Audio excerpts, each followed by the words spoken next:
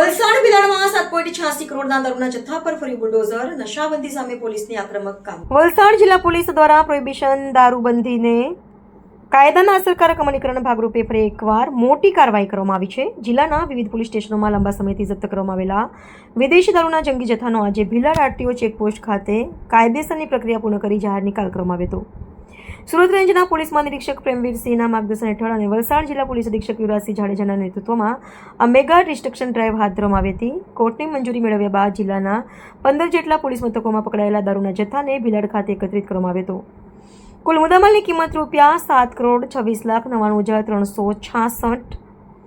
દારૂની બોટલોની સંખ્યા અંદાજે 2,85,048 બોટલોનો નાશ કરાયો। રોડ રોલર અને જેસીબી મશીનરીનો ઉપયોગ કરીને દારૂના તમામ જથ્થાને કચડી નષ્ટ કરવામાં આવ્યો હતો। આખી કાર્યવાહીમાં પાડી પોલીસ સ્ટેશન દ્વારા સૌથી વધુ દારૂનો જથ્થો જપ્ત કરવામાં આવ્યો હતો, જ્યાં નિકાલની પ્રક્રિયામાં ખૂબ આકર્ષણનું કેન્દ્ર રહ્યો હતો।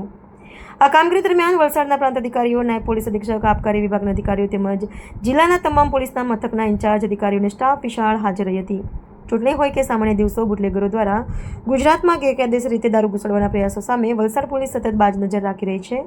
આ કરોડો રૂપિયાના મુદ્દામાલનો નાશ બુટલેગરોમાં ફફડાટ પેદા કરવા અને દારૂબંધીના કાયદાને વધુ મજબૂત બનાવવા માટે લેવાયેલું એક મહત્વપૂર્ણ પગલું ગણાય છે।